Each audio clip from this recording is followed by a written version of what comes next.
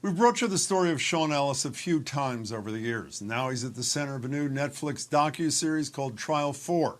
The story of Ellis's quest to prove what he's maintained for more than a quarter century, 22 of those years in jail, that he did not murder a Boston police detective. For my fourth trial, I want to be vindicated. I want to be exonerated. But I won't be the only one that's on trial. The Boston police will be on trial. I want the jury to have the opportunity to hear everything that went on in the case. Everything. I definitely want the world to know that I'm innocent. But that opportunity never came. Now, for those who don't know the case, investigators said Detective John Mulligan was on detail and sleeping in his car in front of a Walgreens in Roslindale when he was shot 5 times in the face and killed following a robbery back in '93. Ellis, then 19 years old, was quickly arrested and tried for Mulligan's murder. The first 2 trials ended in hung juries, although one jury did convict Ellis of weapons possession. Then in a third trial, he was convicted of murder and first-degree robbery and sentenced to life without parole. But later, 2 Boston police detectives pivotal to the case against Ellis, Walter Robinson and Kenneth Acera, pled guilty to corruption charges. And a third corrupt cop got immunity in exchange for testifying against the others, casting new doubt on witness testimony and physical evidence they'd found. In 2015, his murder conviction was overturned. Ellis was released on bail and a 4th trial ordered.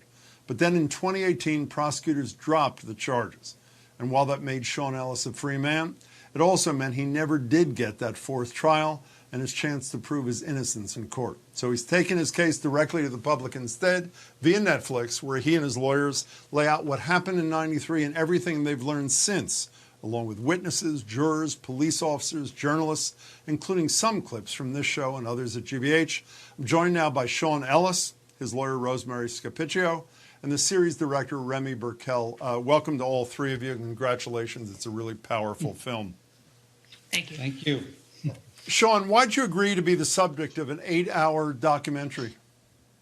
That's an amazing question. There's a problem in this country, and when I think about what is going on with Black and brown people within this criminal justice system, with mass incarceration, police brutality, things of that nature, there needed to be something that shed light on the injustices that are faced by us as a people. And so that was really at the heart of that decision, because it isn't about Sean Ellis. It's about those who are continuously being victimized by the criminal justice system.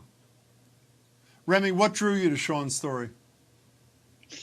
Well, first of all, we just want to know that we're a whole team. I mean, there was several people who were drawn to Sean's story. Allison Luchak and Ben Travers, amongst others, were the producers who came on this, who found the story originally. It's a story that had just so many incredible storytelling elements. I mean, Sean's story, the Boston police story, the corruption, things we learned through Rosemary as well about how all this was hidden, how documents were hidden from the prosecution for so long. And so you look at the story, and then you look at this also. You look at this young 19-year-old man who was accused of this horrendous murder. I mean, the murder itself is horrendous. It was an execution-style murder. 5 bullets in the face, and the fact that this young man was accused after he went to the police spontaneously and said, "I was just there buying diapers." He could have been a witness, and suddenly he becomes, the perfect usual suspect. So all those elements said, "Wow, this is just a very strong story." So, Rosemary, I see that Sean jumped into it. Obviously, Remy did too. I assume the one with the reservations was the lawyer. Am I right, or were you totally into this too? Right. As a criminal defense attorney, I didn't want anyone following Sean or having any access to him, especially without me being there. But Sean and I had a long conversation, and he thought that it was important to tell this story, and I thought it was important to make sure that the next jury that was going to hear this case was going to hear it in a way that they would have the full picture in terms of what was happening. And we fought really hard to get the documents that we got so that we would be ready for a full trial before Pappas dismissed the case.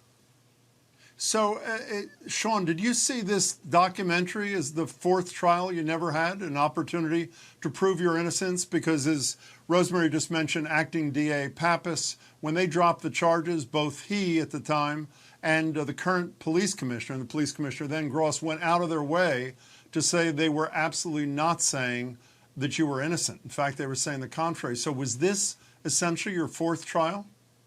Well, I can't take credit for that concept, but it's just really a documentation of my life, in part in the injustice that was faced, and what has come about is what essentially has turned out to be a fourth trial.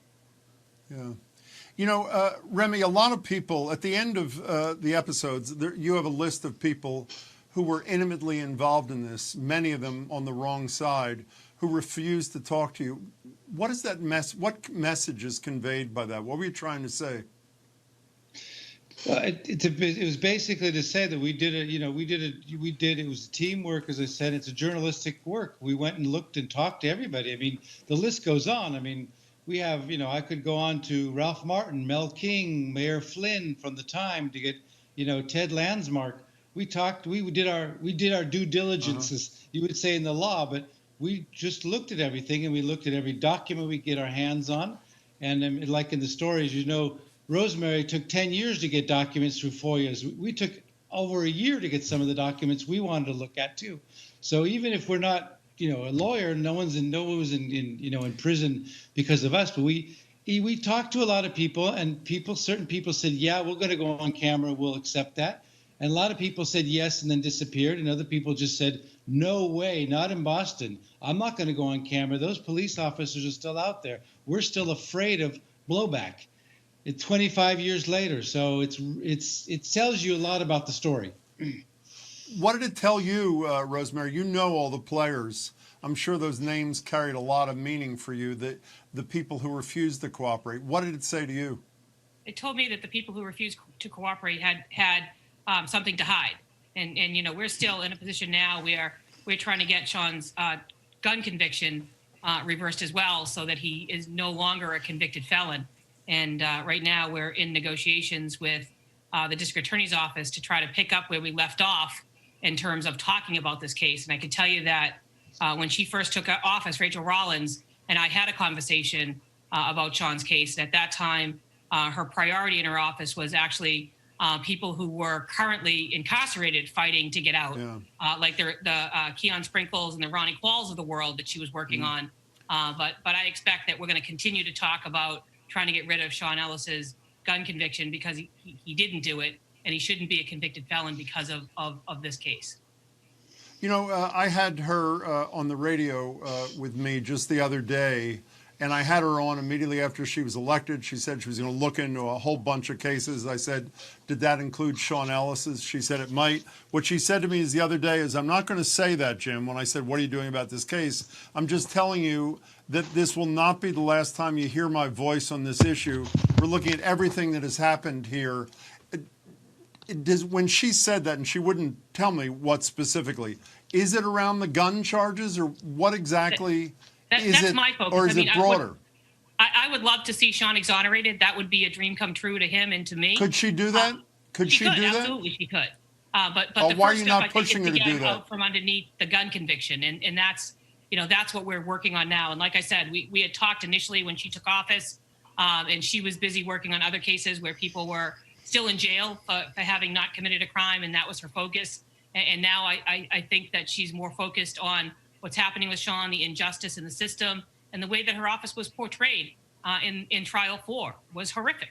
I mean, because it was true. So do you have hope? So, Rosemary, do you have hope that she could ultimately declare exoneration for Sean?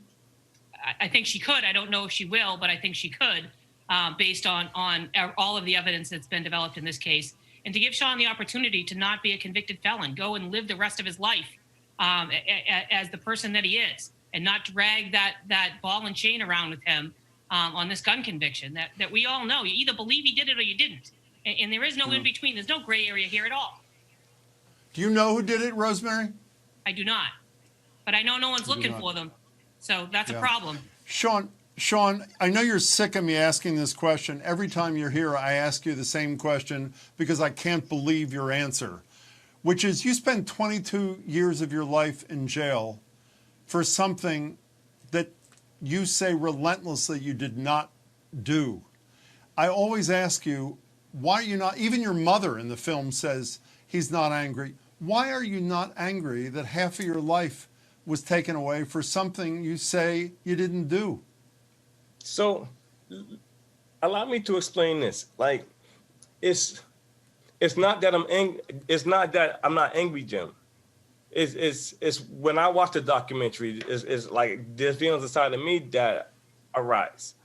But what I'm saying is, what does it do to serve? Like, how would it serve me to walk around angry and bitter and just weighed down? Like that isn't who I am as a person. And so, like, to do that, then what? You're a better person than me, Sean Ellis, but I guess that's pretty obvious. Hey, Remy, what do you want the viewer to take? I'm sorry, go ahead, Sean. So, Jim, like, let me say this. When you walk around, like when you're upset, can you envision yourself walking around feeling that way for the rest of your life? Like that's a heavy reality to walk around with. Yeah. And like I'm making a conscious decision to try to work on and heal myself from the inside out. It comes through, Sean. Quickly, Remy, we're short on time. What do you want people to take away from these 8 hours? I would like them to take away what Sean is talking about and what Rosemary is talking about, that people can change. People can, through their votes, they can actually change. They can vote in a new DA who's going to be progressive. They can vote in a new president. And I want them to, this is Sean and Rosemary's. I'm a conduit through which we're going to tell a story of injustice, systemic racism, and a system that just didn't work for this man. And that's what I want them to take. And this is Sean and Rosemary's story. I just want them to really live that story. Yeah, and emotionally live it, because it's an emotional story. I was watching episode 8 with my family just a little while ago in France, and I'm still in tears. It's just when Pappas and Gross got up there and said what they said at that dismissal, I had to go to tears. I mean, it's a great moment. Sean's free, but he's not exonerated, and that's just so damn unfair. It's really unfair, and I want people to get it. And people are getting it. That's it.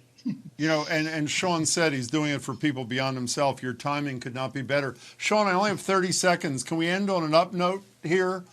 Tell people what you're doing, if that's okay with you. You're working for a wonderful organization. Yeah, so I am part of the development team at Community Servings. Community Servings essentially is a nonprofit organization that provides medically tailored meals for the sick and infirmed. And so I shouldn't be saying too much without authorization, but it's a great organization. Right now, we're actually in a major drive called Pie in the Sky. And so you can go on our website at communityservants.org and purchase a pie for a client, and you can select me as the seller. Hey, Sean, I ordered 2 pies while I'm watching the film yesterday, so I'm all covered. And by the way, Sean just got a promotion. He's too humble to say it. Rosemary Scapicchio, Remy Burkell, and Sean Ellis, thank you. And I urge everybody to watch every minute of those 8 hours. Thanks to all 3 for being here. Thanks very much. Thank you, Jim. And thank you for WGBH. Thank you very much. The series again is Trial 4, and you can see it on Netflix right now.